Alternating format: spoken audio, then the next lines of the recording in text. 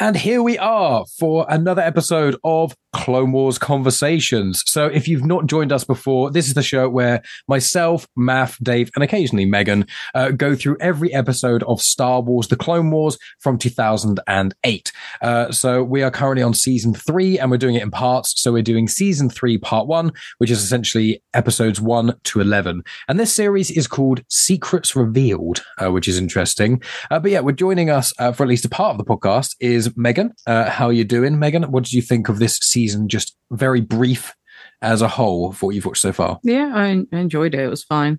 Just fine? It was all right. Yeah. Yeah, no episodes that really stood out in a sense to kind of like spark it? Well, I forget them individually until we start talking about them, so it's hard to remember. Which is fair, and I don't think there's any hard-hitting moments necessarily in this apart from one. But Dave, how are you doing? And season 3, very briefly, what do you kind of think about it? I'm very good, sir. Season 3, I was expecting, obviously going through the second time, I was expecting it to start to get a bit better at this point, but I felt it was quite consistent with season 2, and I think it might get better in the second half, but it was quite episodic, wasn't it? There wasn't really, there wasn't like a big Genosha sort of, or Geonosha, sorry, it's not X-Men. Geonosha kind of arc or anything. It was all just individual episodes, and honestly, a little bit flat for me. I think, as Megan said, it was fine. It was just all right. It was interesting without being riveting, I would say. And what about you, Maff? What did you think of this? This is your first going in. And to remind the listeners, Dave and Megan have watched this through once. I've watched it through twice. Maff has never seen the Clone Wars before. So it's his journey if you're new, if you're watching along with him. So what did you think of season 3, sort of part 1, Maff, as a whole? I quite enjoyed this one. Very political. And the Jedi have taken a step back. And we've got a fair bit with clones, which I've enjoyed. But also, Padmé's kind of really stepped into this. She's kind of been pushed forward to it. If they'd split it up and we had like 14 seasons and they did it like we're doing House, this would be just basically the politics season. And it's nice to see a different side of Star Wars instead of just lightsabers and blasters and things like that. You see this is what Andor were really good at. The fact that it was relying on the story. Now I get your point. There's some good episodes out that I did enjoy it, but they are a little bit there is a line to follow, but they are kind of episodic, like you've said. But I've enjoyed kind of the break from just watching Anakin and Obi-Wan. Yeah, I think that one of the best things about it is that there's fan favorites and you can tune into certain characters more, other characters less. Megan loves Kit Fisto, for example. That's her boy.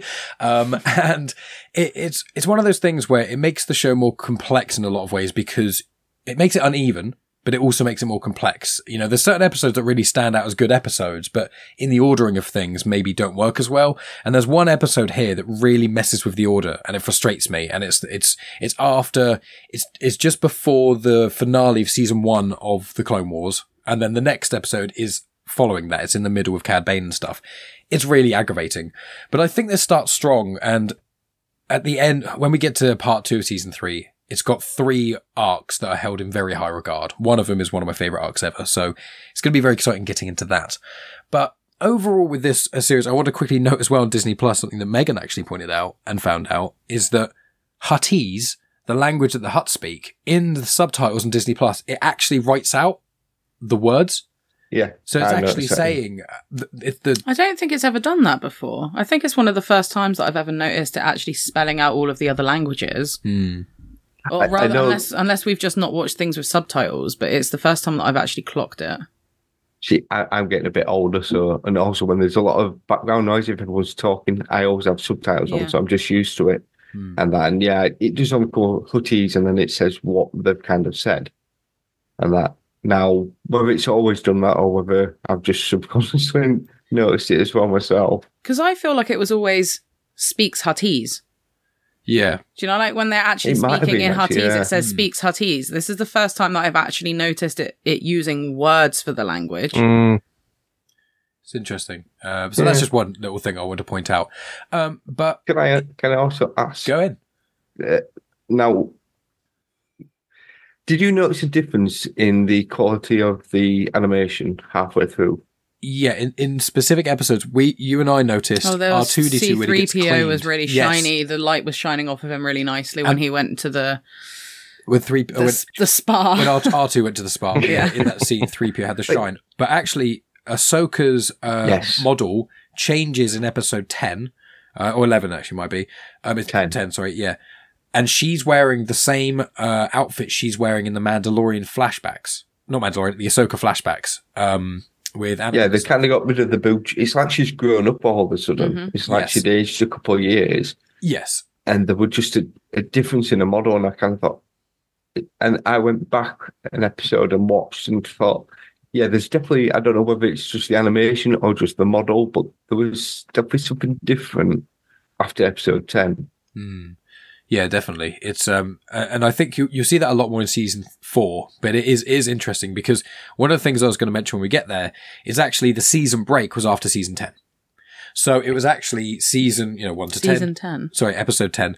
Thank you for correcting that. So episode 10 came out on the 18th of December, and then season 11 came out on the 8th of January. Episode 11. Did I say a season again? Yeah. God damn. Episode 10, December 2010. Episode 11, January 2011. Damn. Absolutely season 3. Yes. So thank you, Maff, and thank you, Megan. So there was that gap there, but interestingly that they finished the season break with an episode that clearly had some sort of upgrade. So it's interesting, this one, but we're in for a good ride in part 2. But the season is called Secrets Revealed. That's the tag. Last season was Rise of the Bounty Hunters. This is Secrets Revealed. So is there anything people want to raise before we get into certain arcs themselves about the season as a whole? No. Let's just go for it. Okay, brilliant. Well, Dave, I want to give you the floor. You are on fire today. This is one of the worst enunciated podcasts I think I've ever done. It's terrible. Dave witnessed it, Maff, and we turned on the mic, chatting and stuff. I started sneezing, and since then, I've just tanked. I'm not getting ill. I can't be. It must be hay fever or dust or something. But Dave, should have done it last week. I mean, I was sat here last week going, right, let's get ready. Here we go. I wasn't going to bring that up. I wasn't going to bring up that you got the times wrong.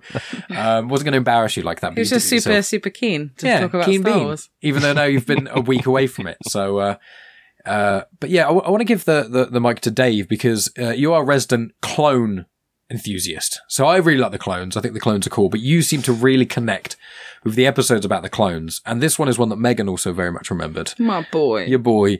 So Dave, what did you think of these two? So there's Clone Cadets, which is a really early sort of prequel. It's actually just after the prequel to the movie of Clone Wars. So it's the second chronologically earliest features in the Clone Wars. And then season 2, episode 2 is then set quite a bit after that and after several other episodes in this season. So what did you think of this kind of duology that had separate timelines, and what do you think about the clones in it? Yeah, I sort of thought it was a bit confusing. I didn't quite know what was going on initially. The first episode, you just assume it's chronological, don't you? You just assume it's it's following on from the second season, not episode. But yeah, it's only a little bit later that it becomes obvious. It's like, oh wait, that must be like a kind of flashback because they're all a bit older, kind of Echo and Fives. They graduated at the end of episode 2 to becoming ARC troopers. But you've probably guessed it already. But these are my favorite episodes. I mean, I think I love again the fact that they play around. You've got the same, artwork for a clone. You've got the same guy doing the voice acting, but they all seem different. They've all got these different personalities, and it's the interaction between the personalities that I quite like, and the fact that they are all their own people. I liked in Clone Cadets the fact that you've got, like, for me it's like the X-Men Danger Room. You've got all these different things going off, and just completely unrealistic that even the Empire or the Republic wouldn't have these things, but it was quite cool. You've got the one clone, I couldn't tell you who it was, but with the big Predator style Gatling gun. Heavy. Yeah, completely unpractical thing, but looks great. So yeah, I thought this season started off really, really well in terms of the stuff that I like, the clone interactions, and obviously kind of the emotional toll that it has. It's able to build up these characters, get you invested in them, and then feel pretty bad when things happen to them. Well, I know that Maff's got something to say, but I want to go to Megan first. So obviously this was the two-parter where you got introduced to 99, and then he gets taken away. So I remember, I think I cried the first time that we watched. You did. I remember that, yeah. I remember it being a lot more devastating. I remember it being a lot more sad than what I felt when I watched it this time round, but he just wants to be a good soldier. He just wants to be part of the team, and he got to somewhat do it. And I love 99. It makes me sad that he dies. Yeah, it's pretty heartbreaking. And do you like the clone episodes that much? I like the clone episodes. I don't mind them. Yeah. Yeah, I find some of the clones a bit annoying, but I guess that's the point, isn't it? Because obviously they all have different personalities, and you are going to find more people annoying than others. Because some of your favourite clones come out later on why they're your favourites, but we can't speak about it yet because of Maff, because there's certain, and I've got the same, because there's more, every season you get a few clone-centric episodes, and usually it's about the same kind of group. It's Domino Squad, in air quotes.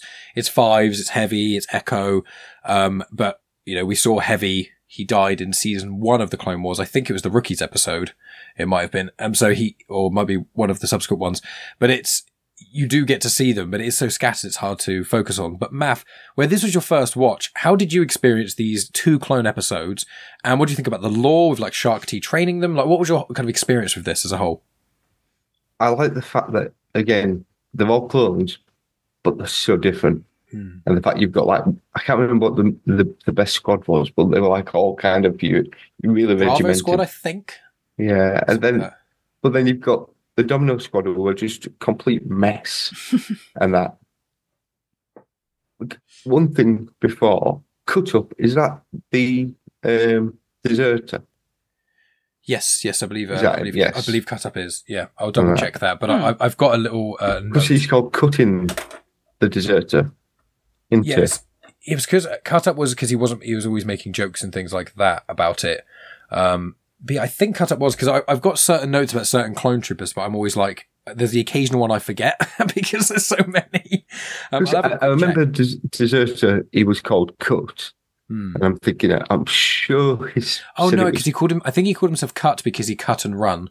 Oh, Cut Up, I think, is actually... he's in one of the other episodes, thinking about it. I think he comes up in the future, which might be why I'm remembering him, because there's 2 or 3 major clone episodes.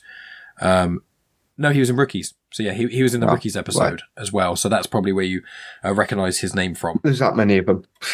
He was attacked and eaten by a giant eel. Oh, right. In the Rookies episode, back in season 1. Cut up to chewed up. I like the dysfunction between them and the fact that, the whole idea of them being there is meant to be a squad, and they're just not. And there's even that point where Heavy was going to kind of, leave them all. Yeah.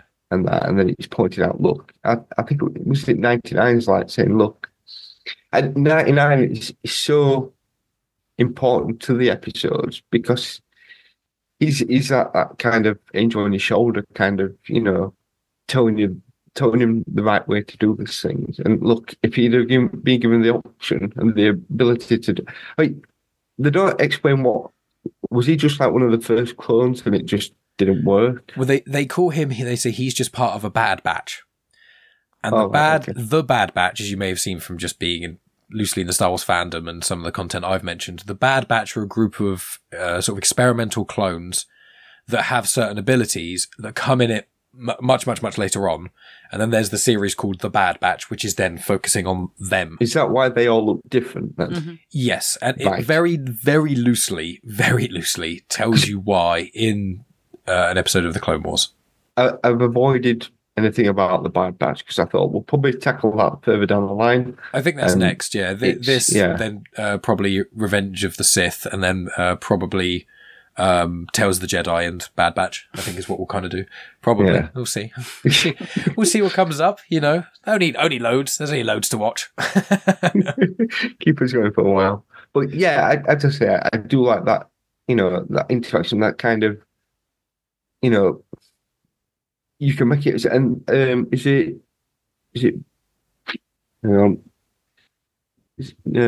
Commander Cole? Commander Cody you're speaking about? No. It's Cody and Rex. Who's the guy who believes in him? Which was he? What, as in the trooper? No, they're like Jedi. You want a Jedi Master. The bounty hunters that were there. No. There was like the guy who was in charge of their squad. Yeah, it was a bounty hunter. Who's the bounty hunter? Yeah, there's two bounty hunters working with the Jedi Master. There's Shark T, who's Togruta, and then there's the two bounty hunters who are helping with them. Because one of them were kind of on their side. One was nice and one was mean, yeah. Yeah. And the fact that it's like that, come on, you've got to kind of give them a chance. And I'm sure Brick were the one who just dismiss them. They're not going to be any good. They can't do this. But I like the fact that you had this one person who really believed in them. And it just shows the fact that, look, put your differences aside, work together. And you see the fact that they can do it. And it's just one of those episodes that kind of gives you a bit of uplift and realise that, you know, you can be faced with adversity, and if you just kind of pull together, it's going to work for you. And that's just don't give up. But yeah, it's good to see the clones. It's good to kind of, you know, the series is the Clone Wars, so we should be seeing the clone troopers. And it's nice to see a different side of Star Wars, like I said. I agree. And so after that, you know, what I consider to be a very strong start, I think the ARC Troopers episode, especially where 99 dies, is quite a big episode in Clone Wars. It means a lot. And again, you get a bit more Fives, you get more of Echo, you know, very interesting characters.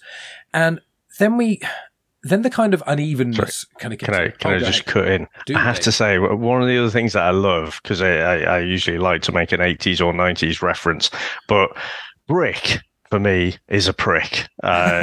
He is an absolute 80s bully. Yep. Because he's not... At first, you're sort of thinking, well, he has to be that drill instructor, you know, full metal jacket sort of thing. He's got to prep them to go out on the front line.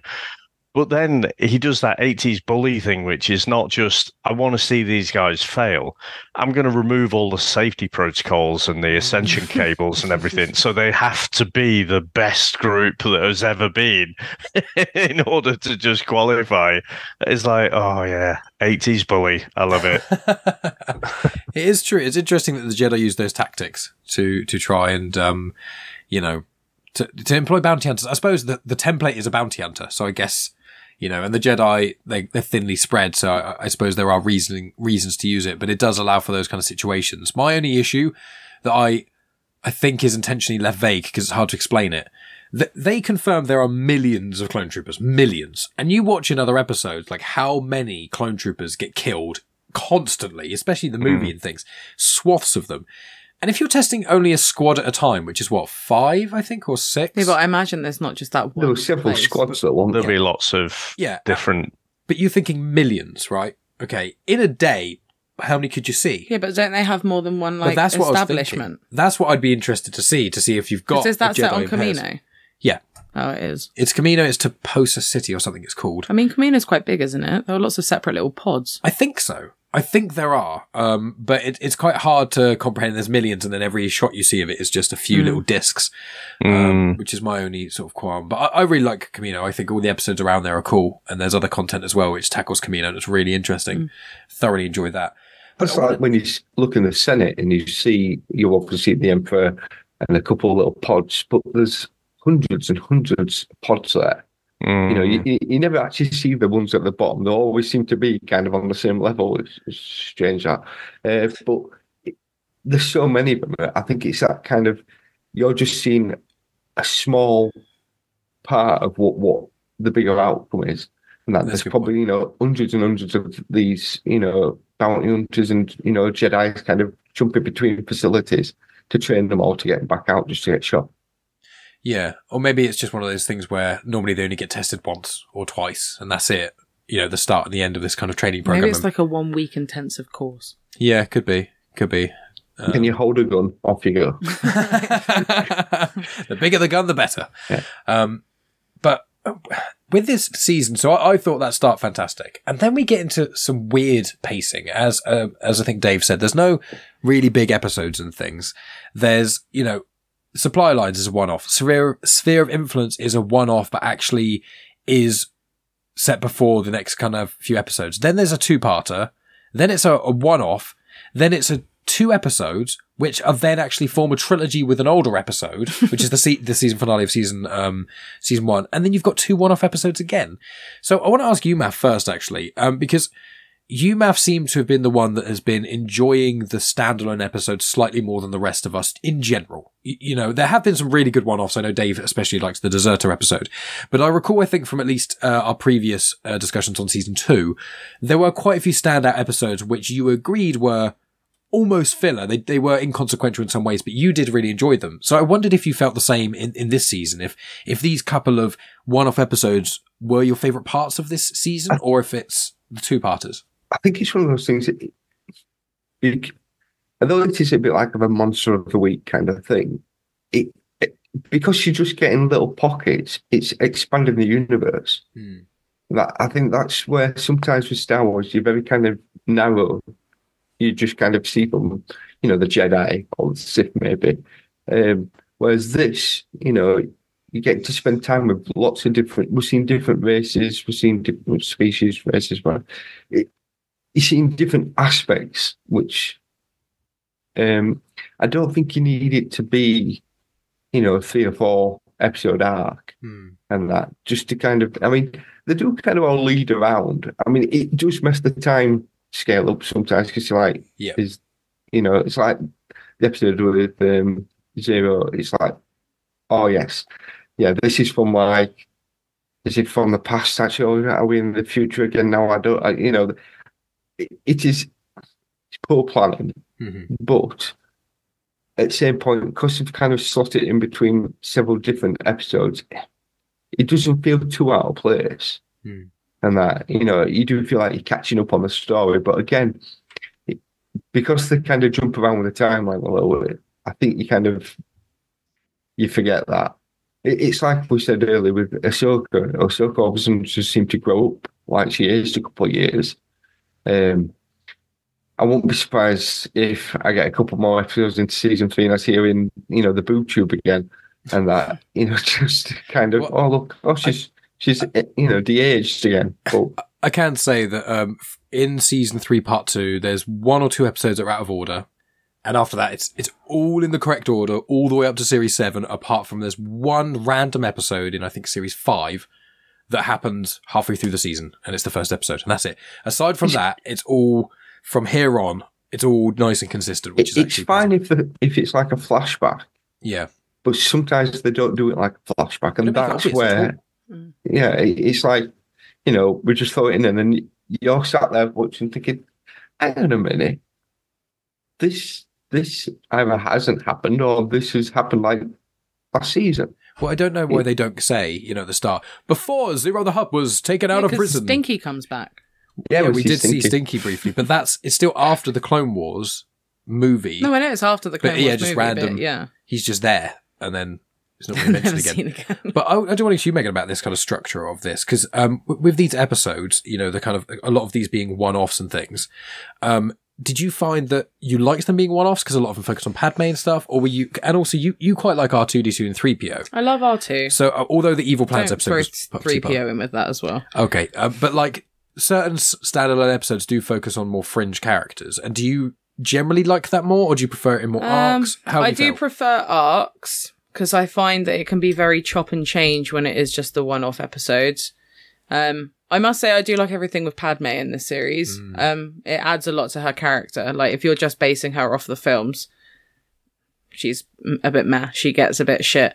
But, like, in this, it, like, actually gives her a bit of oomph. Like, the last episode, she has that really big speech. Yeah, which is fantastic. Which is really cool. Very well written. Very Andor-like in a lot of ways, actually. So, I don't mind the one-off episodes, but I do prefer the arcs. I just find that a 3-episode arc is a good amount. It's almost like a movie, isn't it? Yeah. Do they do more than 3-episode arcs? There's the occasional 4-episode arc. I find those ones are too long. Well, I won't say what happens, but the absolute finale, Dave knows, the finale of the Clone Wars. Yeah. That's a 4, but that's basically a movie. But that's different. That's essentially a movie. We'll get there. Yeah, no, I don't mind them. I prefer arcs, but I don't mind the one-off episodes. I just find that sometimes they can just be like really naff, and they're just there because they needed to have an episode. What about you, Dave? What are your kind of thoughts on the one-offs? So, I think they're okay, but used sparingly. I think in this half of the season, there's just too many of them. So, you know, if you have your 2 and 3 episode arcs, and then you've got an occasional one-off episode that tells you this completely different story, like I think that'd be fine. Yeah. And if you think of like the Netflix Marvel series that they did, quite often they do that. And there's criticism there with pacing and stuff, but you know, usually you spend the first 3 episodes and it would lay the groundwork for where the season's going to go, like who's the villain and everything. Then you might have some weird random episode that tells you something completely different, but gives you more context about a character or situation or whatever. And yeah, I just feel like here there's just too many one-offs, like.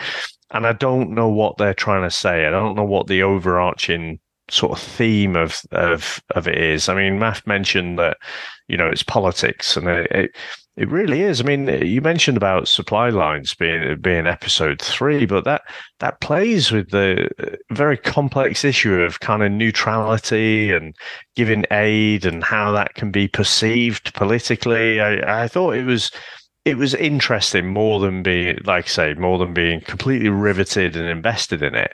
But again, some really deep themes there. Yeah, I agree. I think it's a playground almost a lot of the time for certain elements of social commentary. I find they're the less action-focused episodes.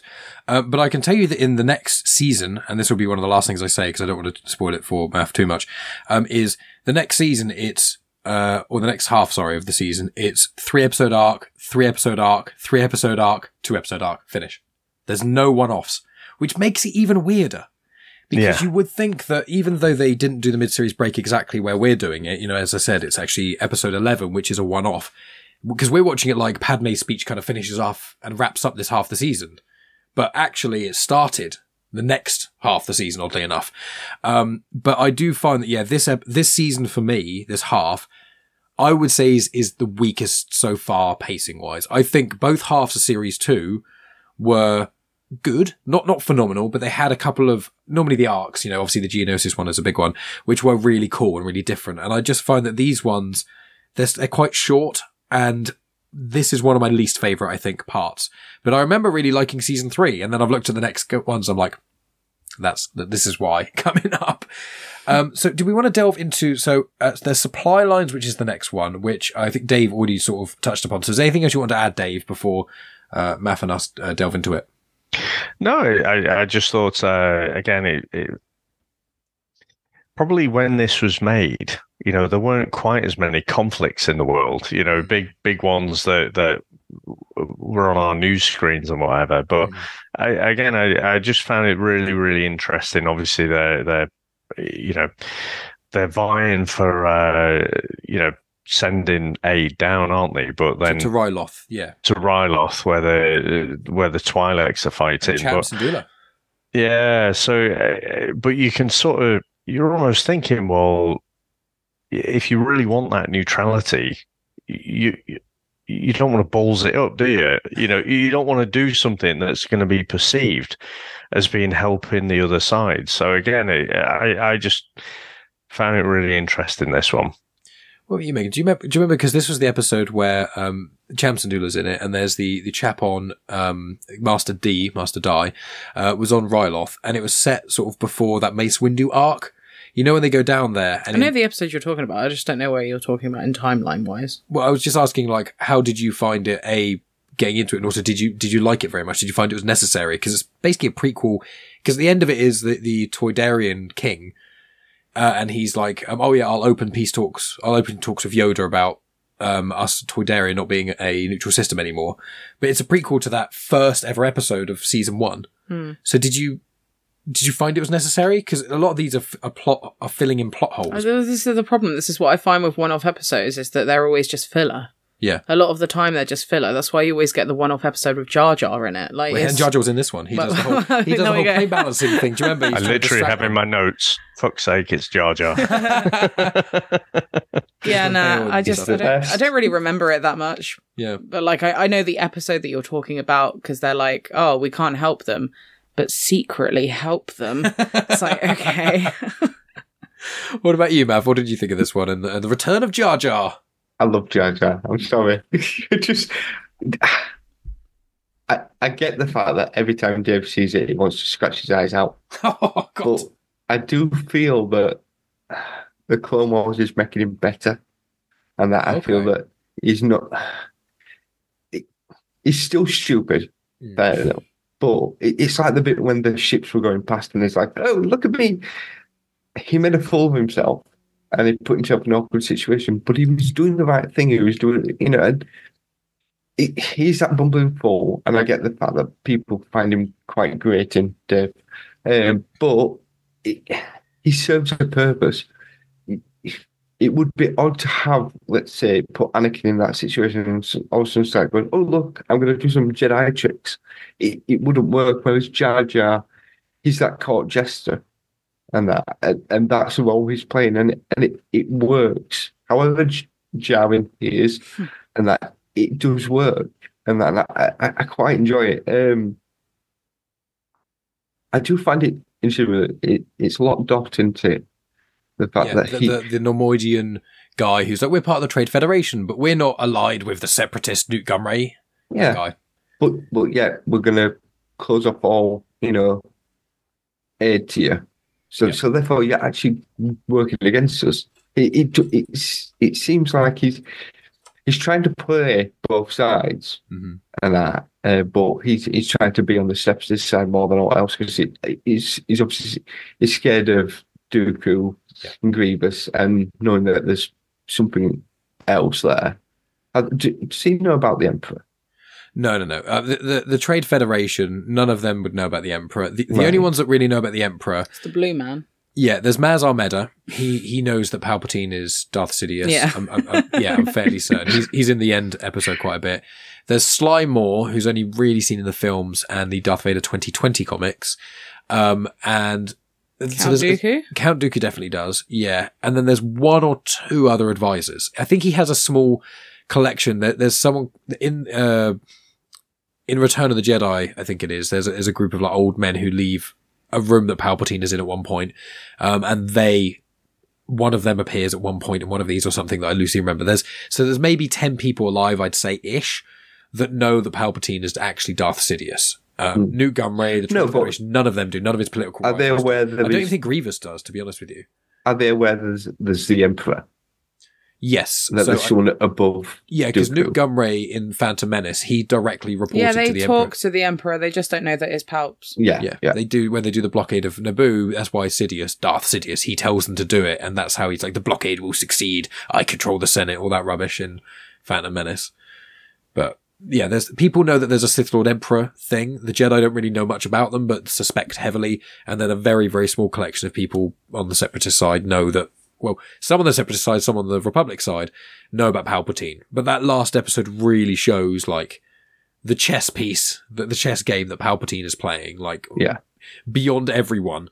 I even said to Megan at one point, it's like when I know we're skipping ahead a bit, but when those droids, the cleaning droids get into certain places, you're like, the way they could do that is because he could, he has methods of forging identities, like making it so that a droid can easily pass. He's like the puppet master. He's in control of everyone. Of both sides, The only one that he's not in control of is Padmé. He keeps fucking up his plans.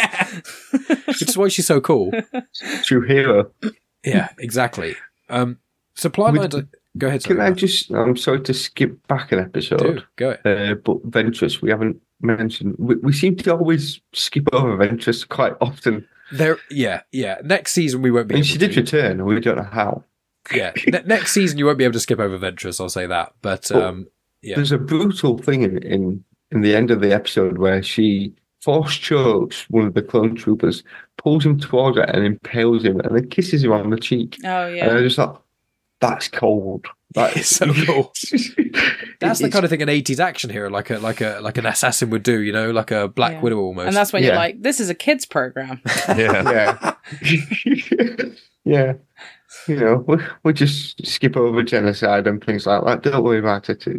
But I would say it was kind of one of them cool moments that, you know, she was in there, and it kind of showed that, of course, we just mentioned it briefly, and that I thought I've got to bring her back up. But yeah, she's incredible. I don't know really much about her, but every time she's on screen, she's got presence. Yes, and that, in fact, I feel she's got more presence than Grievous. Oh yeah, and that I think when Grievous comes on, he's a bit gimmicky. He's kind of boring evil, isn't he? Yeah. He's moustache twirling evil, but Asajj is more complex. Yeah, when Ventress comes on, I feel that she's a lot. In fact, because I think there's a bit in the episode where I think it's with Grievous. He thinks he's in control, and she like pats him on the side and goes, there. And then she goes up and does her own mission. And I like the fact that I don't know, she's the person I've been more scared of, but even more than Dooku. And that because although she's kind of following orders, I do feel that she would just turn and run and kind of look after herself. So I think that's why she's a bit more scary.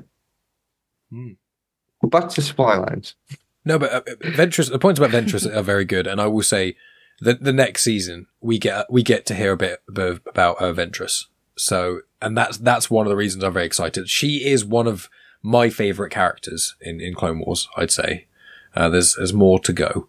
But yeah, I mean, supply lines, I think we've said about supply lines quite a lot, and there's a few other episodes we want to kind of delve into a bit more as well, I think. But so the next one is Sphere of Influence, which is featuring the weirdest badass, I think, in Star Wars. I think we can all agree, which is Papa Noida, which is the blue Pantoran guy who's like the chairman, and he's got this purple box head thing on. Oh, yeah. And he goes around with like 2 pistols. It's like Jabba's palace, and just kicks ass. And you're like, where did this come from? And I will say a little bit of trivia. Because he stole his daughters? Yeah. And it's set... kidnapped. Yeah. And so this one, what's fun about it is this character, Papa Noida, he is in Revenge of the Sith as a background character, and he's played by George Lucas. So the character model looks like George Lucas because the live action version is George Lucas in prosthetics and makeup and things like that to make him. That's why they called him Papa Noida. In the thing, I think it's a joke because, you know, Lucas being, you know, Papa of Star Wars. So I wonder if that's why they made him really badass as well. Because in this episode, it's primarily him, isn't it? Like, there's not... That's when Rotter pops up as well, when he goes to Jabba's palace. Who's Rotter? Stinky. Oh, Stinky. Rotter the Hutt, his actual name is Stinky.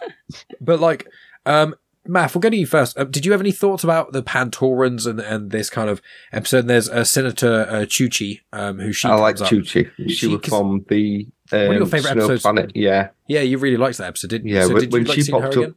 Yeah, because you kind of see that her journey, that she's kind of, you know, she's gone from being unsure of herself to kind of, she seemed to kind of, her and Padmé were like, right, let's get things sorted. And then obviously Papa Noida goes off with his son, I think it is, to go rescue. They kind of split up.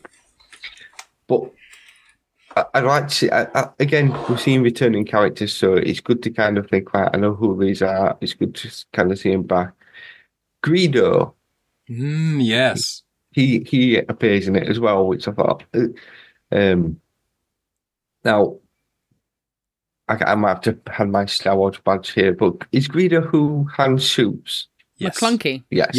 Yeah. With the Disney Plus. With the Disney added McClunky. Yeah. So, they've changed that. It says 3 versions of, and there might be 4 actually, of that scene did Greedo shot first originally, then did Han shoot first, and then the Disney Plus version, not the Blu-ray version that I have up there, the Disney Plus version when Han shoots Greedo yells out McClunky. And then dies. And it's subtitled. It's not McClunky. It's subtitled in, when you don't have subtitles on, and when they speak Huttese or something, it comes up with the Star Wars, there's actual subtitles. McClunky. It says McClunky. Is that meant to mean something? We looked at I don't know if it's meant to be like a curse word or something. Like, shit. It's like this weird... McClunky. Like a nerf herder. Yeah. Shot me with McClunky. Bantha fodder. So when you next... if those just make Dave grit his teeth, because he does have the despecialized editions now, if you watch A New Hope on Disney Plus, you'll see it. And we watched it, and it's just so odd. McClunky. Yeah. But you love I'll quickly say, you love the Rhodians in Clone Wars, don't you? I love their star eyes. The eye animation in the Rhodians is phenomenal. Every time I see a Rhodian, I'm like, look at their starry eyes. I love them. I love them so much. It's like that scene in Shrek when you see Puss in Boots and she kind of looks up and think, and then Greedo shoots you. Yeah. Yeah. Sorry, Maff. Anything to say about the Pantorans? But I like the fact that it would kind of. This could have been a 2-part. To be fair, they could have explored. I think so. Going to rescue one daughter and then the other daughter, but I just the badassness of him it just comes out of nowhere, and that and you're like, okay, we're doing this now, are we? And he just goes full commando. He basically turns into John Matrix, and that, and I mean, it would just. I'm surprised. This seemed probably one of Lucas's favorite episodes instead of the droids, because I think he wrote one of this ones. Yeah, and his one because his daughter Katie Lucas wrote quite a few as well. Make myself a badass. Yeah. Wouldn't you though? I'd do that. Like, if I made myself into a character, I'd either make him a badass or make him like some sort of wise, hermit that comes out like that in the Vader comics, like Kirak and Filler, like that guy who like takes the Barash vow and like fights Vader and almost wins basically. And you're like that kind of character. I love. Yeah. Well, very good arc. That I enjoyed that.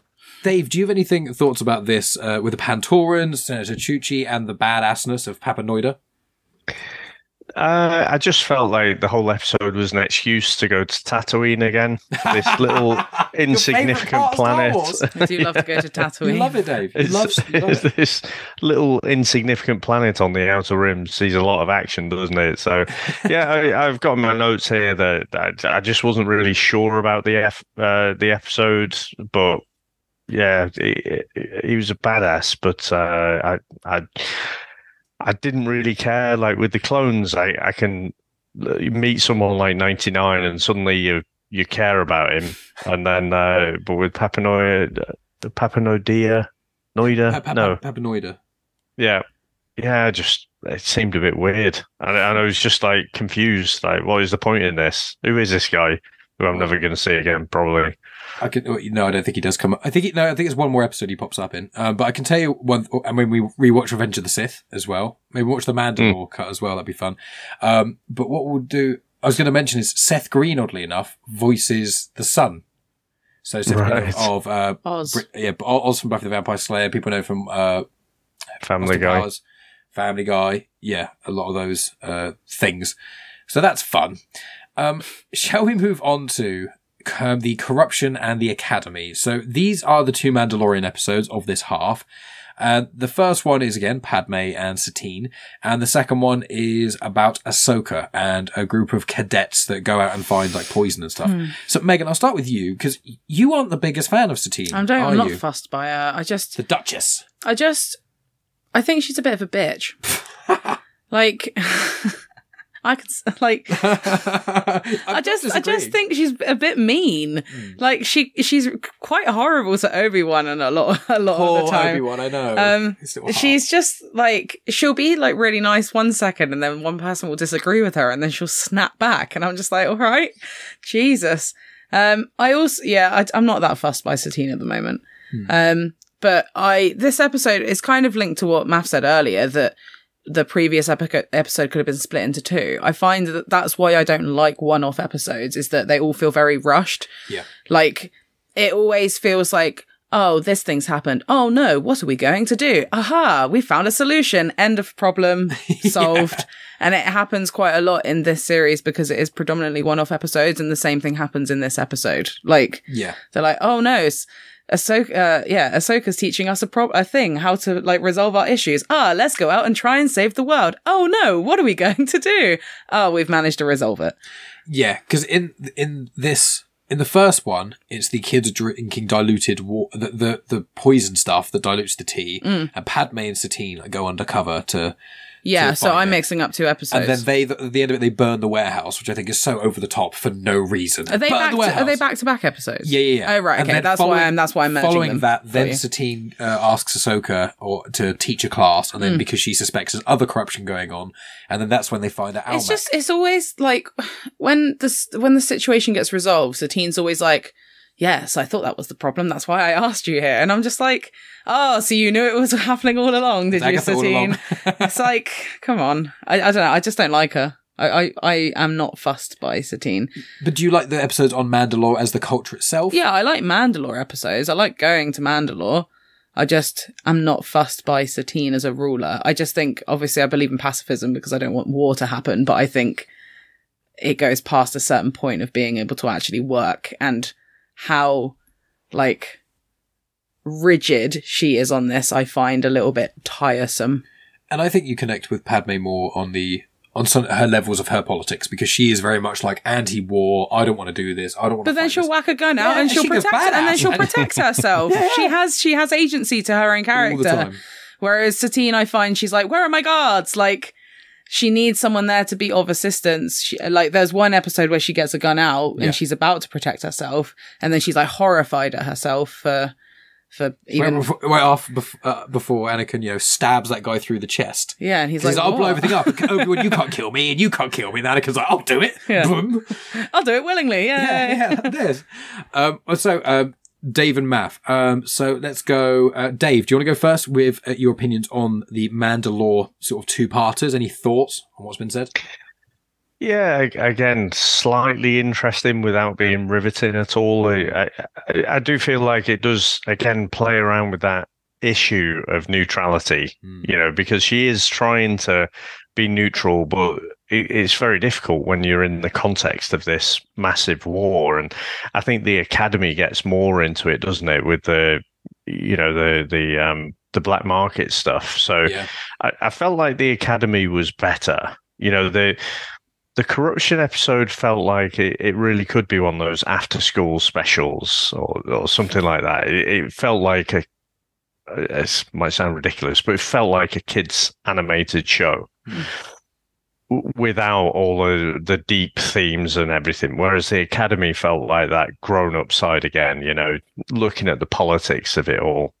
And it was very clear that the Prime Minister was corrupt straight from the off, though. That's what you said even when we on the first watch, when Almec pops up. I'm pretty sure I was like, he's like a baddie. I think he's a baddie. In the first watch, you immediately, as soon as you saw him in the first time he showed up in last season, you immediately went, baddie. Well, he has the aesthetic of a baddie. Like, he looks the same as like most of the other baddies in Star Wars. I was going to ask you, Dave. He's got the jawline. He looks like he could be related to Dooku, to be fair. He's got that kind of same head shape. I was back in the other season when we saw him, I thought, because I think there was a part in that season where they were kind of questioning. And I thought, well, it's going to be him. It's obvious. He's a right man. And then it was someone like below him, wasn't it? That kind of took the blame. But then I still thought, but Emperor does this. He kind of has other people take the fall for him. But I will ask, who are the snake Egyptian species. So just to be awkward and really get you. No, I think they were the snake Egyptians. Do you remember you asked? You said, "Are they the pikes when they come on screen?" I said, "Oh yeah." And I said, "I think what they were was." I think you got Salbean, the main guy. I think they. I want to say Black Sun, but I don't think they are because Black Sun are full lean. Because I had this thought as well, and I forgot to look it up. Good on me. I'm going to be the expert. I'm going to look that up quickly to find out exactly which one what that is. So I'll come back to you in a few moments. But I did enjoy, like we've kind of said, I like the fact that when they're in the warehouse, like at the doors, and it's like, we've got a kind of, and Padmé's like, and we go, and she takes control. Now, you've said that there's a big difference between her and Satine, but you look at the way Padmé's been brought up over the last few years with Anakin. She's been in these situations. She has to be able to take, look after herself and take control of situations. Whereas Satine has always been royal guards around her. So she's. You did mention that there is a point where her and Obi-Wan have maybe a year together. Which they never talked about. When they first mentioned it, that's not in any content. That's arguably the most sought after content at the moment. They have some sort of relationship. Yeah, for a year, Qui-Gon and Obi-Wan are assigned to her, and that's when they get close, and there's very strong hints of there being intimacy there. The elements of their intimacy does get explored a little bit more in the future, I will say. So the story's not complete yet. But again, more than likely during that time, Obi-Wan and Qui-Gon did all the kind of heavy lifting and looking after her, and she would have been just treated like a princess. So if she's always been treated that way, it's hard for her to become like a, Padmé, Pocahontas, whatever you want to, kind of someone who can take control and actually be part of the action. She's used to other people. She says something and other people do it. She did really narc me in the second episode when her nephew kind of comes to her and they kind of said, "Look, Auntie, this is happening. You need to do something about it." And she's like, "Just go away. Don't worry about it." And it's like, and they do the same with Ahsoka, and Ahsoka kind of dismisses it, and it really annoys me because that's the point where Ahsoka just follow it up and she just kind of end up stepping in there, helping them out. But surely, with everything that's going on, you'd have thought that Satine could have said to like one of her, underlings, "Look, just go check this out. Go find out what's going on." And she just dismisses it. And I thought, you've gone from being someone who's kind of trying to take control of your planet again to then all of a sudden just like you've been told something's happening and there's corruption going on, and you're just like, go away, little kids, forget about it. Yeah, I did find that weird, but I don't know if she was. I don't know if the lesson is patience. Yeah, I don't know if she was trying to. That's always the lesson, isn't it? But with her though, if you're getting in trouble for causing trouble, being neutral and you're already a controversial figure, I think you telling your nephew, go away and start investigating this thing, maybe that would be considered bad. But it's so weird because certain elements of these episodes, especially that last one, which I know we'll come to, there is so much heavy discussions on politics. There's a lot of politics. And a lot of Mandalore, to really comprehend Mandalore as a culture and what Satine stands for, you not only have to understand war, but also how war affects the economy, how it affects public services, because again, that's mentioned in that last episode, and then also what the cost of neutrality is. And I'm like, it's cool, but it's a lot for, again, what's perceived to be a kid's show. And I think with the nephews coming into it and stuff, I think it's trying to balance, I think especially with the Ahsoka part in the second part, where it's like trying to almost explain corruption in layman's terms. I think that's kind of what a lot of these Jedi teachings and a lot of when Ahsoka is talking to someone is almost Ahsoka talking to the audience, trying to say, here's kind of what I think. But with some of Satine's actions, it is a bit like weird. And also Megan pointed out how crazy the prison is for Satine. This one random woman with no powers. It says, doof, doof, doof, doof. I didn't say it when Satine was in there. I said it when the Prime Minister got put in there, but I was like, what an excessive cell. It's such an extreme cell.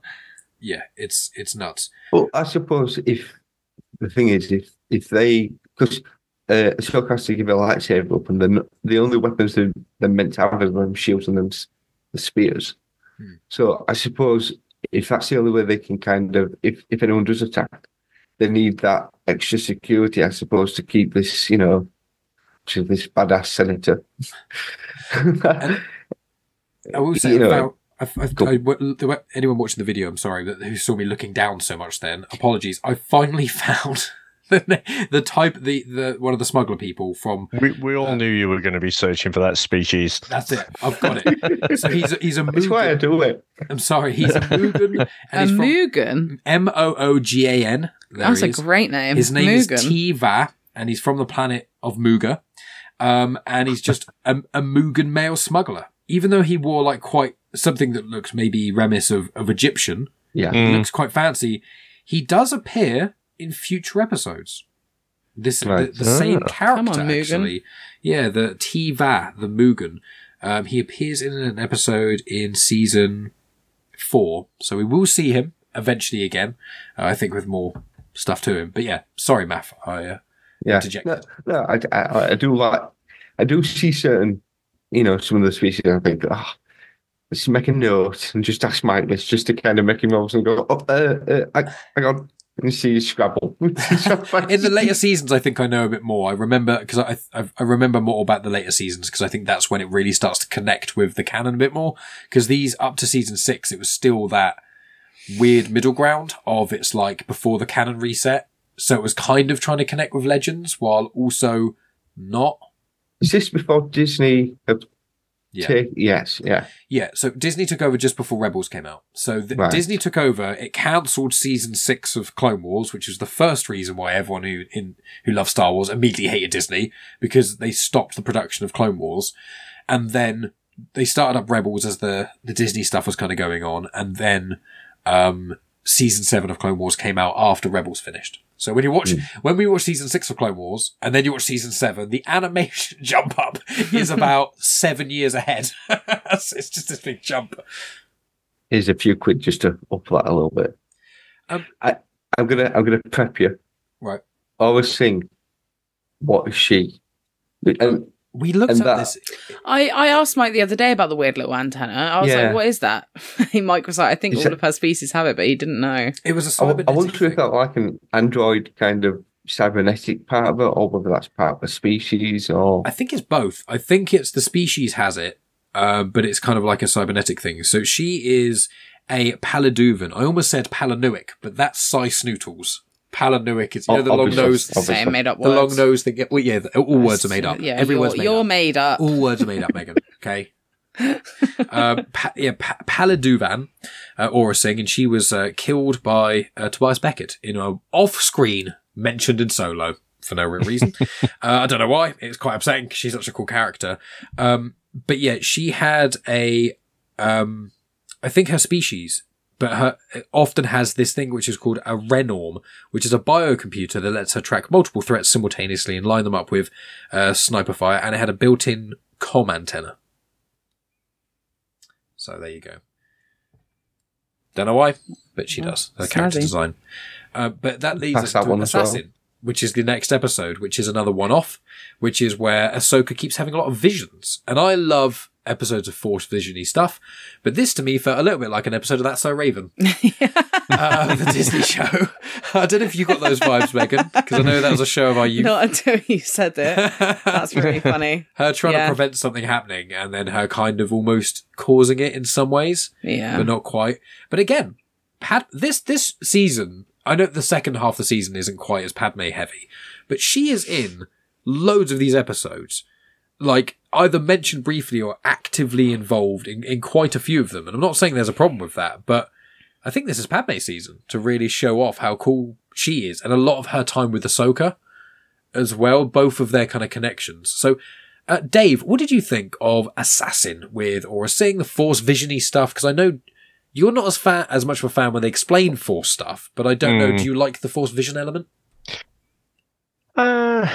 I think I can take or leave it, to be honest. I think I like it when it's nice and vague. You know, it's more like feelings. And Like, say, when you go to Luke Skywalker in Dagobah and he's getting those kind of feelings, but then he can see things, but he's explaining to you. Whereas here, you get like a good camera view of everything, don't you? So I think that's the bit that I don't love. That's the bit where it should be Ahsoka just telling us like, oh, this is what I see, but it's so blurry and I can't really work it out, because that's kind of what she was saying, but us as the viewers, we could sort of see what her visions were.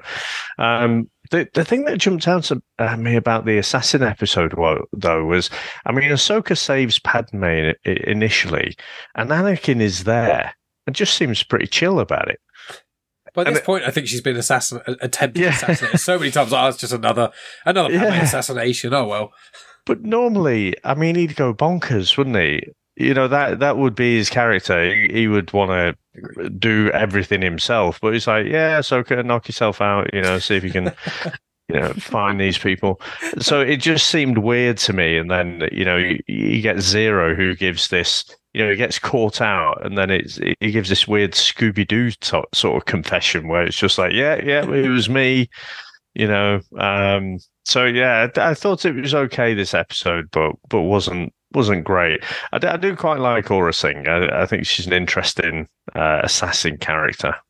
Yeah, because obviously she was in the finale of the Boba Fett arc, wasn't quite the finale of the last season, and she's one of the bounty hunters that gets a lot of attention in the Clone Wars. You get Aura Singh, you get a little bit of Bosk, you get more Boba Fett, and of course we get Cad Bane as well, and there's a couple of others that pop up. I think Dengar pops up at one point as well.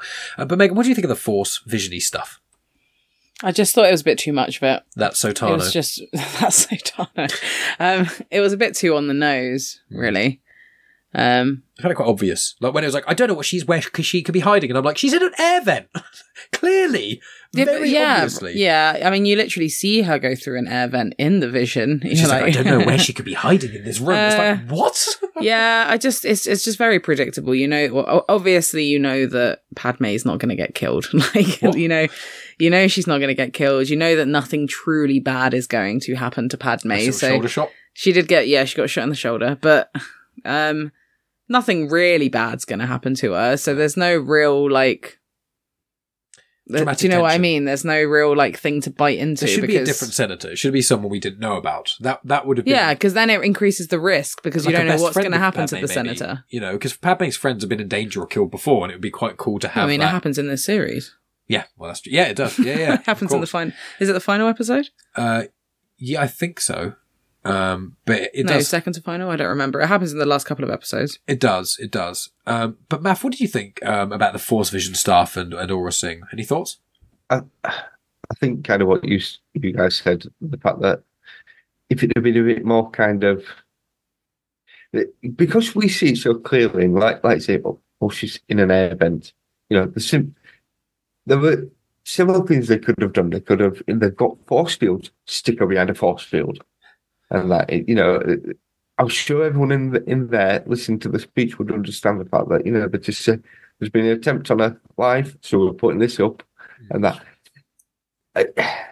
Again, like you said about Anakin, maybe they had a bit of a lover's tip, and they were like, oh, fine, it's one way to deal with her, and that. But yeah, he just seemed a bit kind of blasé about it, and it was Ahsoka's mission kind of to do this. But it probably would have been a bit better where if they'd have just kind of said, showing that it's like in the air bench, they ended up putting guards up there. Now, they could have kind of doubled the guards, so therefore, although she's an assassin, surely you have a couple of people there, so less chance of it happening. And that motion sensors or any single thing we've seen in Star Wars before. But Padmé's got plot armor. Yeah. So she's never in real danger. There's never a point where you think, unless they're going to kind of kill her off and, put a clone version of her in there, which... That would be pretty wild.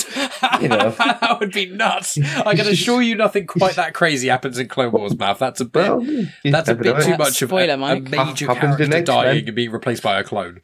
And well, why not though? The series is about clones. I think that would, I think that would be a bit much. I mean, I suppose it does get somewhat spoken about in Legends, which is interesting. Don't they try to clone a Jedi at one point, and they can't do it because the Force, the midichlorians, it's scattered across the canon, and there's content you haven't consumed yet that goes into that more. Yeah. More than one piece of content, actually. But in Legends, it was saying that you can't, in the Heir to the Empire books, the famous original sequel trilogy kind of thing with Thrawn and stuff. In those books, it said you can't replicate someone who's got midichlorians, but it didn't say midichlorians who can use the Force, because they go insane. And that's kind of the character Sabayoth, who's the crazy wizard guy in the trilogy of books. In the canon, almost all the heavy lifting of the Mandalorian behind the scenes, when you get those certain episodes, is about cloning.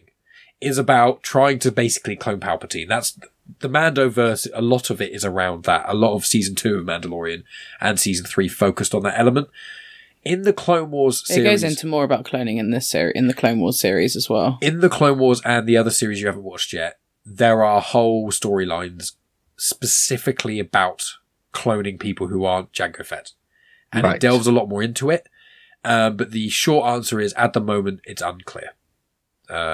Even people are up to date with stuff. We're getting breadcrumbs. I think they're going to make it. I think in the Mandalorian and Grogu movie, or whatever movie, I think Dave Filoni's making or whatever, I think that's going to probably kind of give us a more succinct answer.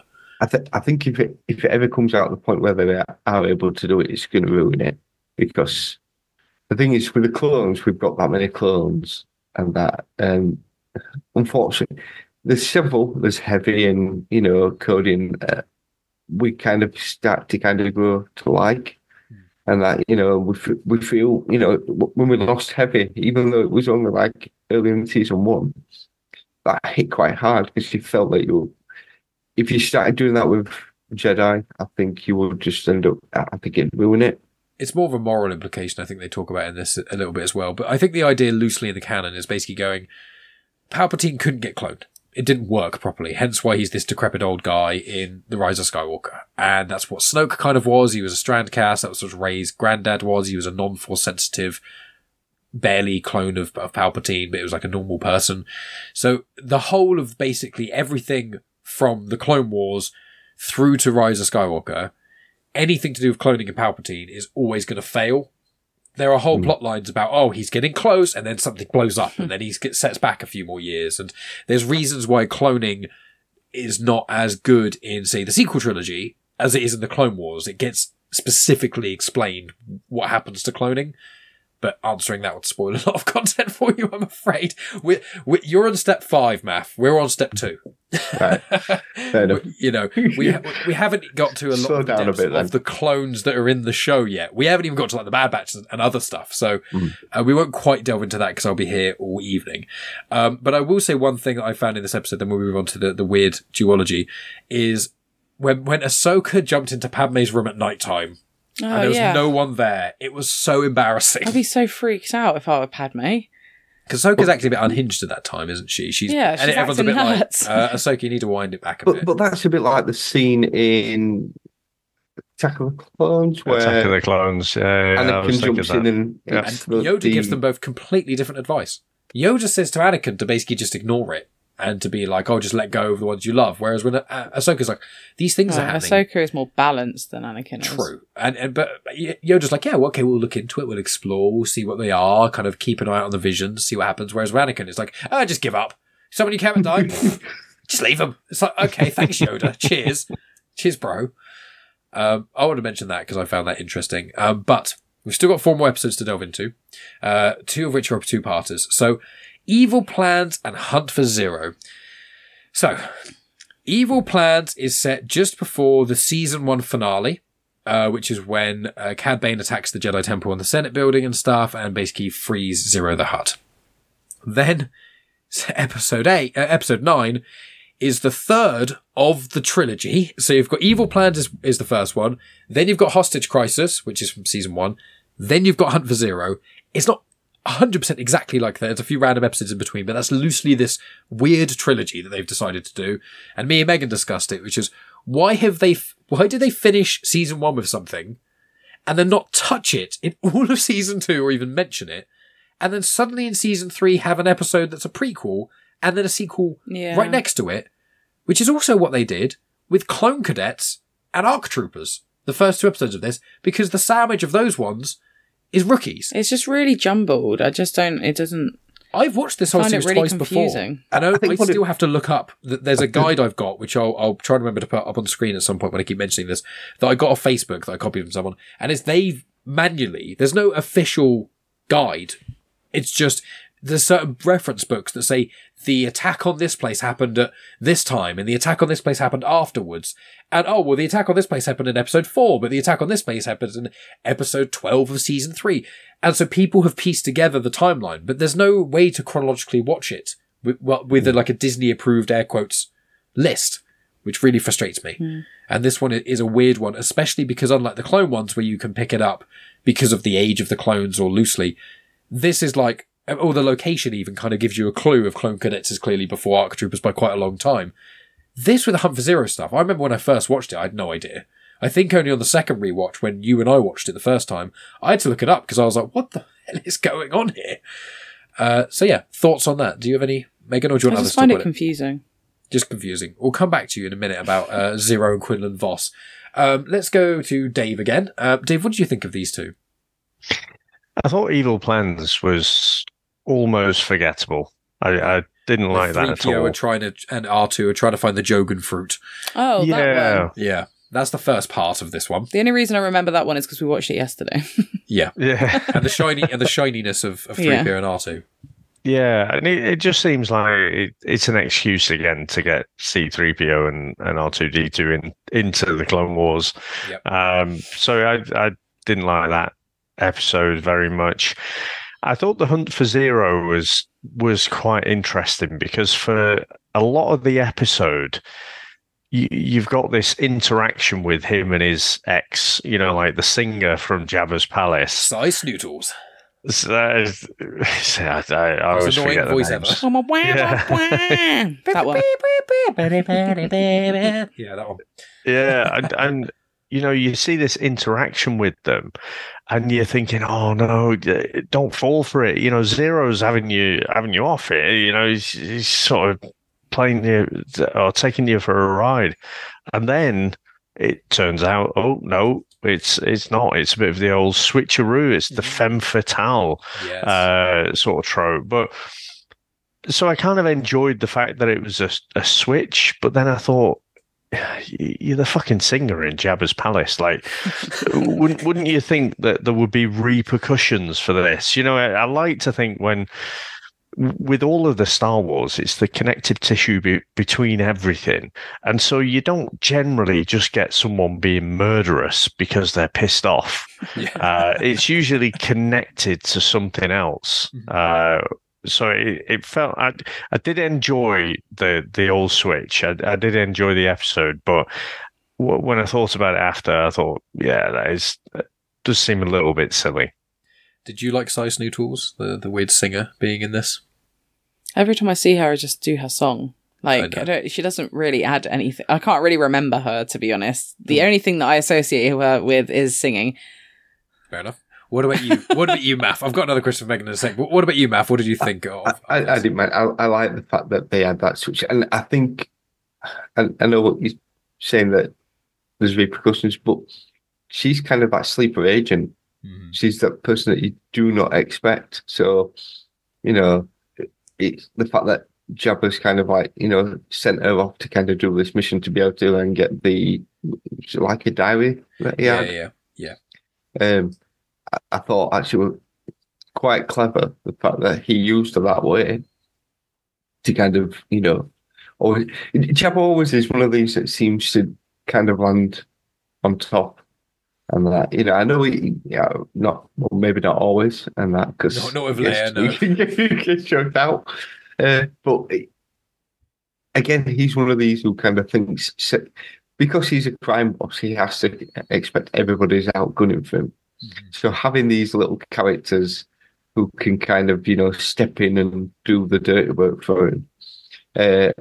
So I must admit, I'm normally quite quick at picking things up, and I did not expect her to kind of just turn around and shoot him at the end. And it's like, it comes out of nowhere. Oh, okay.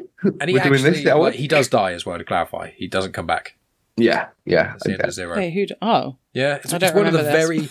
I don't remember this and happening. He collapses on the floor with his tongue out. I have no recollection of this happening whatsoever. You left me and stuff. And then this will be why I don't associate it with anything else. I must have fallen asleep towards the end of this episode because I don't remember that. She's only one other episode in the Clone Wars. But funnily enough, Dave, you say she's just a singer in Jabba's palace. She is on the posters in the background of 3 other episodes. Oh, really? Playing in Jabba's palace, I think, is actually weirdly kind of a good gig because Max Rebo. My boy. He is the blue elephant guy people may remember from Return of the Jedi. He is actually quite a big, like a galaxy renowned player. Like people, so is he like Elton John in Vegas or something? Pretty much. Yeah. Like there's people in the Jedi Survivor game. You talk to someone who Cal meets in this bar play. You save them from something and they come play a bit of music in your bar. And she goes, "Oh yeah, I used to be really big. I used to play with Max Rebo." And he's like, "Wow, you used to play with Max Rebo?" And she's like, yeah, he's a cool guy. And he's like, "God, what a life." And it's not ironic. Fun. And it's little things like that. It's Max Rebo and Droopy McCool. They're the duo. Droopy McCool. Yeah, that's the one with they weren't very the alien man. Yeah, the alien man with the open thing. Christ alive. Weird giant. They've got what was it, Schmidt Schmoodle? The pink lady? Oh yeah. What's her name? You just said it. Oh, Snice Noodle. Snice Noodle, and then you got Droopy McCool. Yeah. Yeah, Max Rebo. Droopy McCool but even is Max awful. Rebo, Droopy McCool is actively pathetic. Hey, I didn't. Droopy McCool. Yeah, that's his name. I'll show you a picture. No, I know what he looks like. It's the alien man with the little It's like a character out of a Bugs Bunny cartoon or something. He is. He's good fun though. Droopy McCool. Here you go, guys. I'll show you this. Oh wait, no, that's not who I'm thinking of. Session pipes, doesn't he? Yeah. So there he is. That's what he looks like. Looks like a giant. Oh no, I'm not thinking of him. I'm thinking of the weird little alien man. Is it bright enough? There we go. You're thinking of Figrin, Dan, and the modal nodes in the cantina. Yeah. Oh right. Yeah, I'm thinking of them. Yeah. You're thinking of. I'm thinking of them. They're the Bith species. Yeah, Figrin, Dan, and the modal nodes. And then they look like their song is "Mad About Me." Though. That's that song. Yeah. Yes. Sorry, I went off on a tangent there about Slice Noodles. Can I ask? Go. Evil Plans. Yes. With obviously R2 and stuff. C-3PO, what a dick again. Just gives up R2. And that. Oh no, I don't have it. R2's got them plans. What a dickhead. Keep your gob shut. You've just gone and dropped R2 into it. Snitches get stitches, C-3PO. Take that golden arm and give you a red one. But it just... I really do not like C-3PO. I'm sorry, but I just find him so...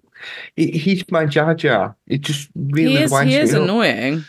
He is. And he's a dick. Well, I think your least favorite... And he's really favorite Mace. Yours is 3PO, yours is Jar Jar, I think. I really don't like Mace Windu. The 3 least favourite characters. I'll have to think about mine. But I do like the fact that R2 kind of gives himself up to then kind of save the day. The one thing about 3PO is normally when he's in something, you do get R2, and R2 is always brilliant. Yeah. It's just one of them droids. It's just... It's like when you give Ventress something to do, you know, she's going to probably do it. Yeah. R2 is the same thing. And that's so... But is this the episode that... I think you said that Lucas's favourite episode of with droids in. Is it this one? No. Lucas's favourite episode with droids is a 4-parter. And it's only droids. It's either it might be a 3-parter, but I'm pretty certain it's a 4-parter. Oh, 3PO's not in it. It's all about droids, and one of the episodes is a specific homage to like a 50s stranded on a desert planet movie, and a lot of it is just a silhouette of 4 droids moving across a desert. So it's a long few episodes. It's got some cool moments in it, I recall. But yeah. So to look forward to. Yes, well, exactly. I want to know, with episode 9, before we get on to the last two, Quinlan Vos. So this is his premiere in canon. He was a major character in the in the Legends comics. He's got a lot of complex backstory. I've not read them all. I've read a fair amount where he loses his memory and then he kind of dances with the dark side a little bit and then he comes back and he kind of doesn't know who he is a lot of the time. But in the canon, he goes undercover a lot and he poses as dark figures in the underworld to get places and get information and stuff. And he is a very interesting character. In this episode, he's kind of throwaway, but he got created because there's an extra in the Phantom Menace who's been confirmed retroactively as Quinlan Vos, which is a guy who matches Quinlan Vos' description. He's got like dreadlocks and stuff. He's just a background character. He's got like a yellow sort of paint line or tattoo across his face.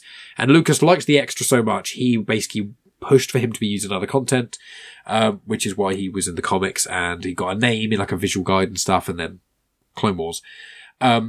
Also like along those lines. But Quinlan pops up again a little bit.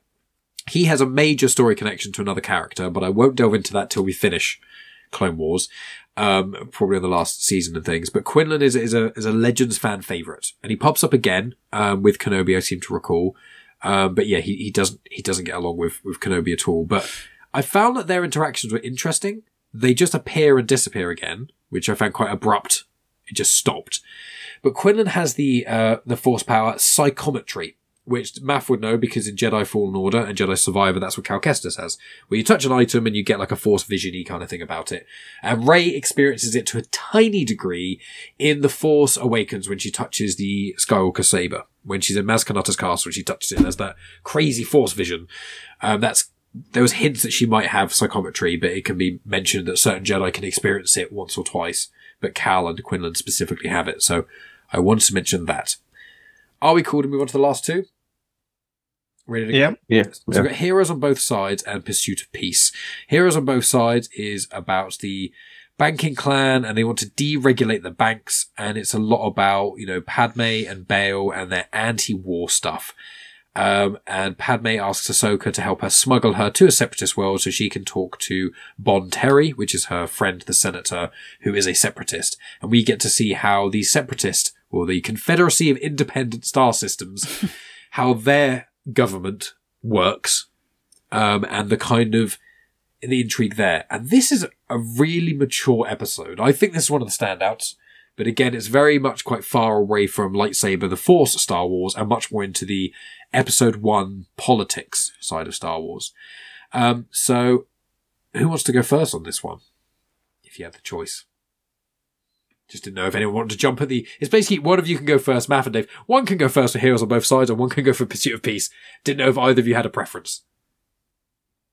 Right. I'm quickly trying to read through my notes. Well, it's the banking clan deregulation one, which is an interesting concept for, again, a kids show. Talk about the deregulation of banks. Yeah, because she sneaks off to go to the other planet to speak with the separatists, which is a neutral planet, and then smuggles aboard a supply line ship to go to Brackus, I think it is. Interesting to kind of see the other side. Yes. And then Ahsoka has the interaction with her son, with the lady's son, and it's like, we're both kind of good, but why would you want to kill me? And I think they have that. I think it's the end of this episode where it's like, I hope that we get it sorted out because I don't want to meet you on the battlefield. Yeah. Which maybe that's foreshadowing for later down the line. I'm not sure, but it makes you, because the thing is, up until this, you just say separatists, baddies.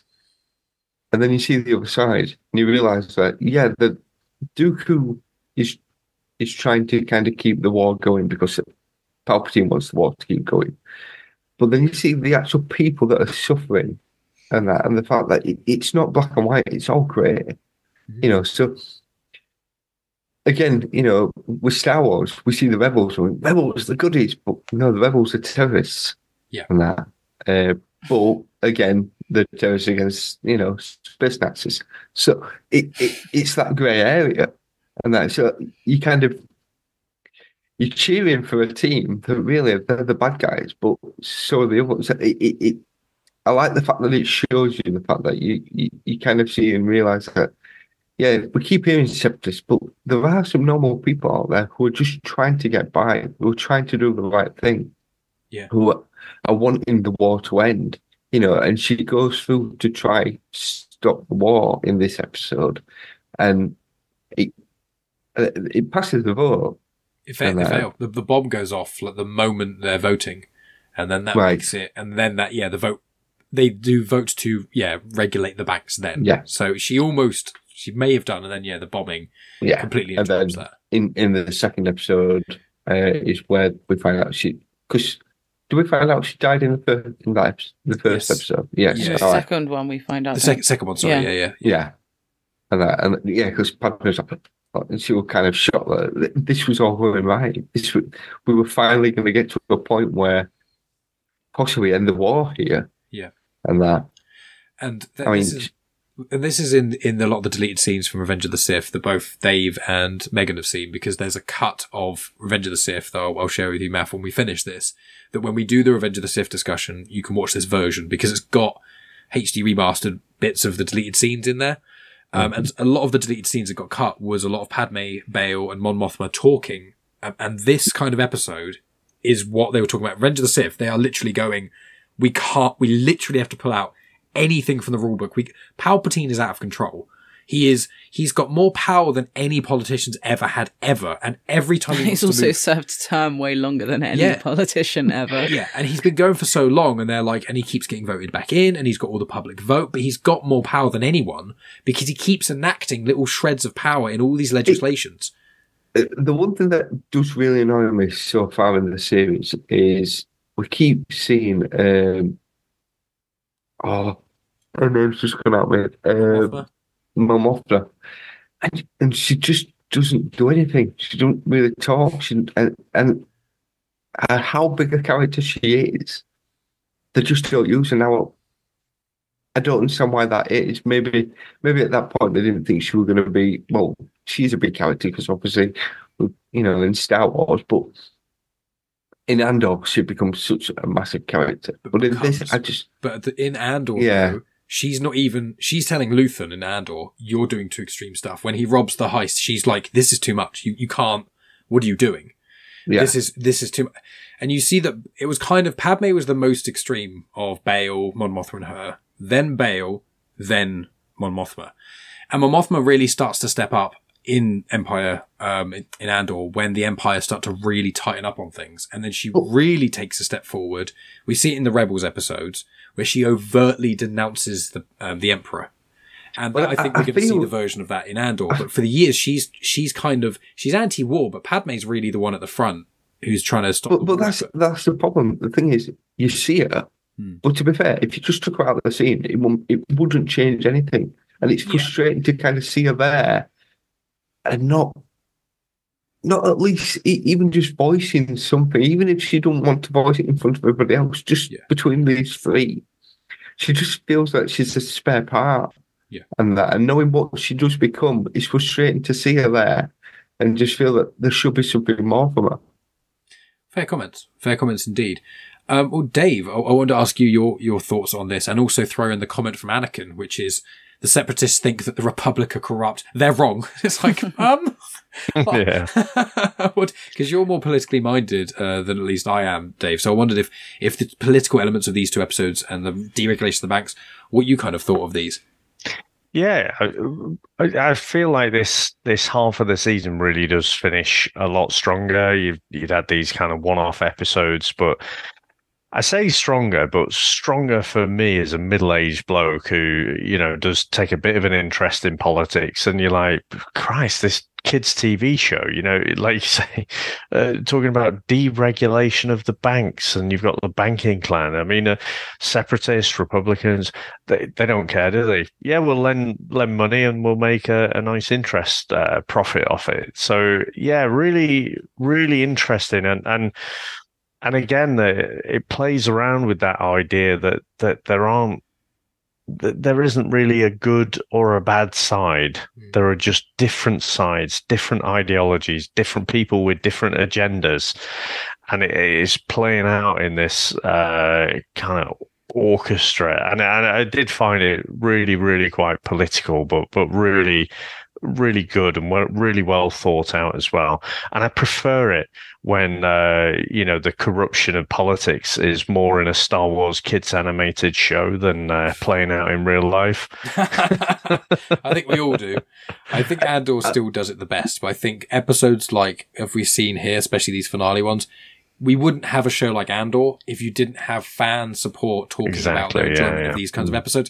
This and Rebels were really an experimentation ground of the post prequel era, the new kind of era of Star Wars. We're in it's almost the third phase in a lot of ways, kind of comes with the trilogies, but this really explores every element of the prequels. You've got hone in on the clones, you've got hone in on the politics, hone in on Jar Jar episodes, hone in on random Jedi, dark side stuff, like background characters getting personality. Clone Wars really exploded open Star Wars for a lot of people, and especially my generation who didn't necessarily read a lot of Star Wars stuff growing up, and we played some of the games maybe, but the Clone Wars animation is really the thing that for a lot of people is held in such high regard because it does all these things in a really well-made way for the most part. There's a few middling episodes, and every season, the first 5, the old 22 odd episodes, they're all about 4 episodes too long.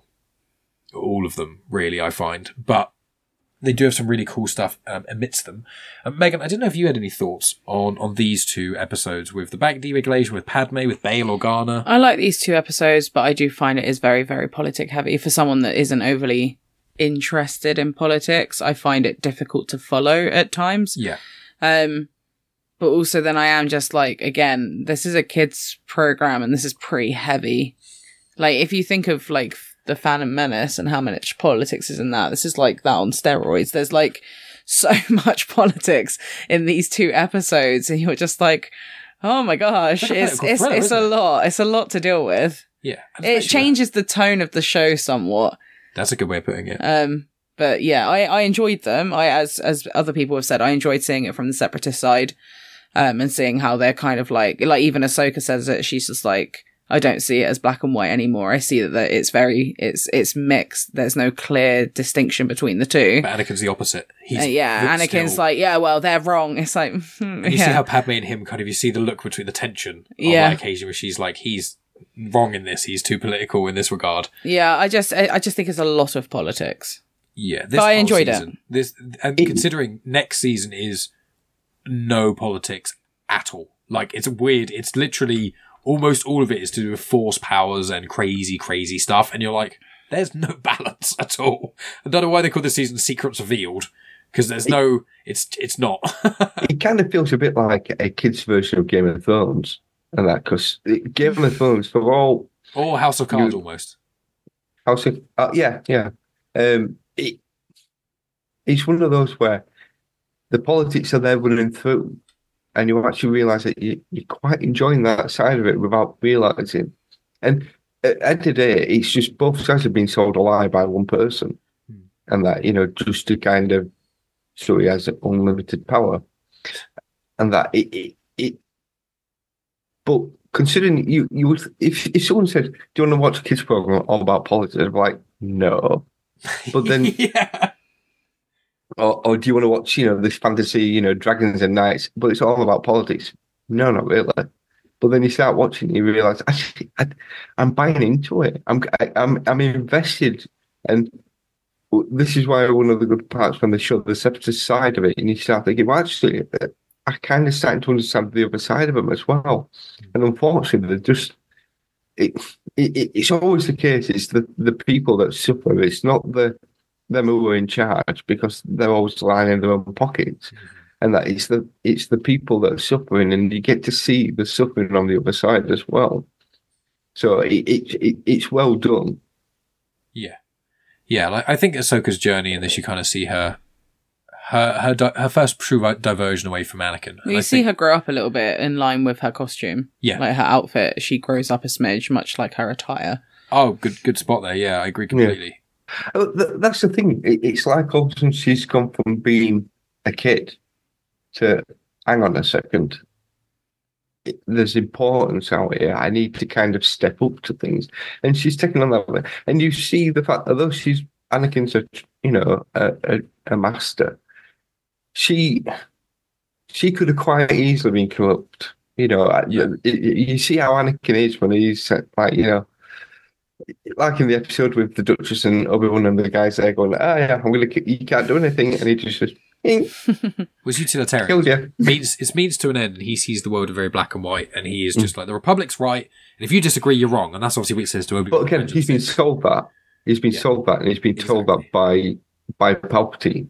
Yeah. So he's already been corrupted very early on, whereas Ahsoka seems to be able to maybe because if she has that force sensitive where she can touch things, and she gets a different feel of things, and she's making her own decisions and that, and Anakin's making her adaptable so she can adapt to situations, but she is then going on her own path and realizing that there's a lot more, and there's two sides to things. This is very important to her, the fact that she sees the other side, and it's not just a case of, oh, you're separatist, so you're bad.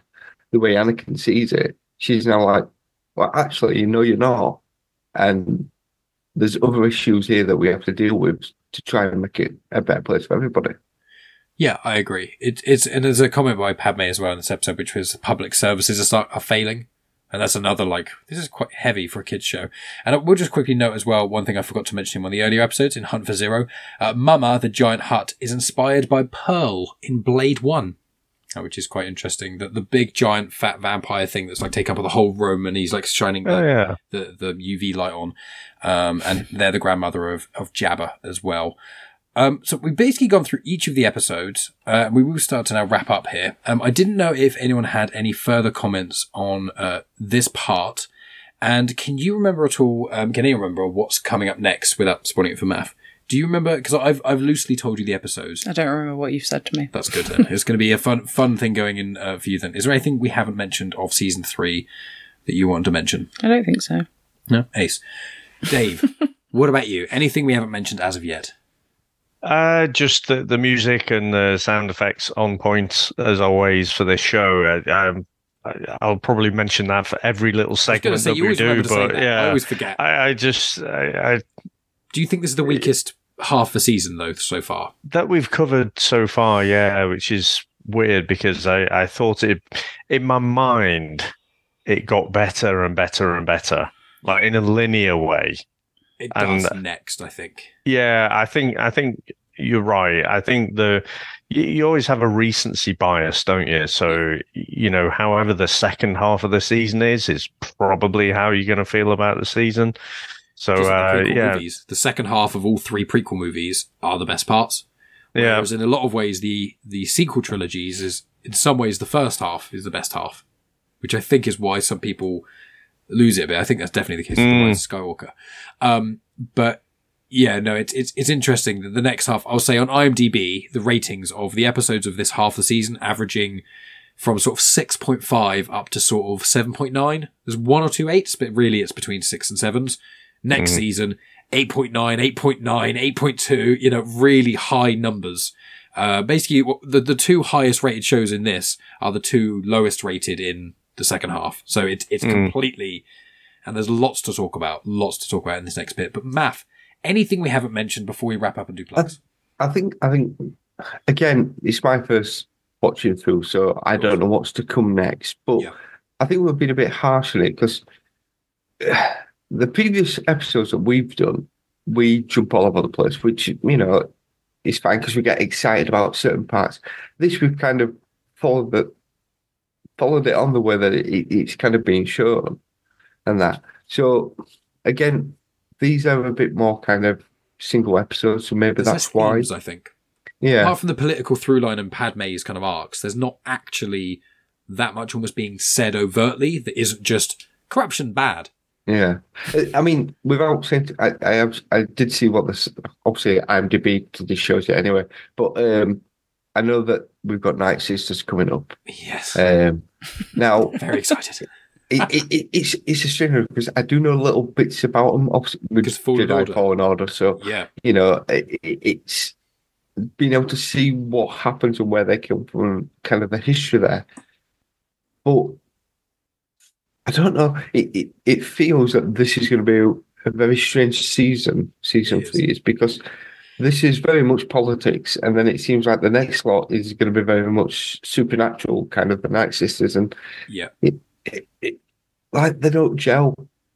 I mean, you just wait, because I won't spoil, but I'll say one word that both Dave and Megan will recognise that says, which is one of the most divisive arcs in Clone Wars, and it's Mortis. That arc is coming next.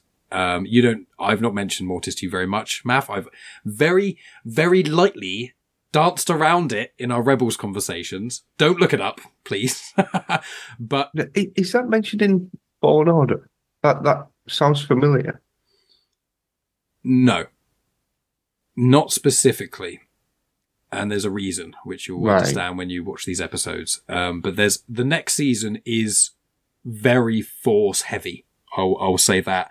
And so when we finish that, your criticism is going to be, what? These two, it genuinely feels like two completely different seasons, like completely. But I'm very excited. It's been good to rewatch these. I don't think the season is bad. I just think because there's lots of one-offs, there's no, as soon as you start to be like, oh, clone stuff. Oh, nope. Oh, there's Padmé stuff. Oh, no, now we're with Ahsoka over here. Oh, are we? Nope, we're in Mandalore now. Okay. Oh, no, we're doing a flashback. But what happened with, oh, now we're with Zero. And you're like, what is happening? But that all starts to end, friends, with the arcs. But final plugs and things, and then we'll wrap up, because we'll get ready for the next Clone Wars conversation, which we'll record at the end of the month. So, Megan, I assume yours is the usual. Grits Gets Fit, Instagram. Start posting a bit more on there now. I have. That is true. Yeah. Patreon. Genuine Chit-Chat. And our show, Eminem Monthly. Oh, yeah. Eminem Monthly. Which I think the first episode of that should be out between, because today or yesterday I dropped season 2, part 2. So we're recording that basically the day after that. And so I think Eminem Monthly, our new show, which premieres on Patreon 1 month early, where listeners can submit comments or topics, and then we will talk about them for at least half an hour. So if anyone's been a fan of Patreon stuff or some of the bonus stuff we've released, then check out that. You can find me at Genuine Chit-Chat on Instagram, X, Facebook, TikTok, Threads, all those kinds of places. I'm doing all kinds of loads of stuff at the moment. We've got a recording with Back to the Filmography that's coming up, which should be out by the time this comes out, which is the Meg. Because Megan, it's the first one we ever saw in the cinema together, because it's called The Meg. So we get to talk about that. Another Jason Statham film. Jason Statham. So that's going to be fun. Maff's done. Maff and Dave have both been on Back to the Filmography quite recently as well, actually. So I'll put links to those in the show notes, because there are links to those in the previous episode as well. And I've been doing a few collaborations. We've got a Spider-Dan recording going to be due as well. And obviously I was on VHS Strikes Back a little while ago now, but links are in the show notes for that. Dave, what are you up to? When does this one come out again? This will be, probably won't be able to reveal any of the VHS stuff because it will spoil it for Matt and I. Go on. I think this will be, I think the end of April, maybe the start of May, but really the end of April probably this is going to drop. Okay, so I won't spoil it, but I will say at the time of recording, we've got One Flew Over the Cuckoo's Nest coming out this week. Megan's favourite film. It's one of my favourite films. Absolutely iconic movie, very, very 70s. And then after that, we do have Beetlejuice as well. So it's probably been a long time coming. Obviously, we've got the sequel. Oh, we've got the sequel coming out this year as well. So.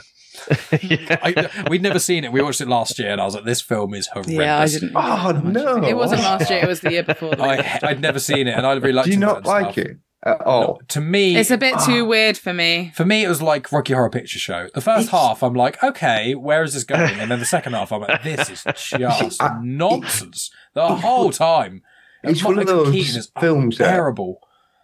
So annoying. Chris is going to go one. I don't know if you've already recorded it, Dave, so try not to kind of.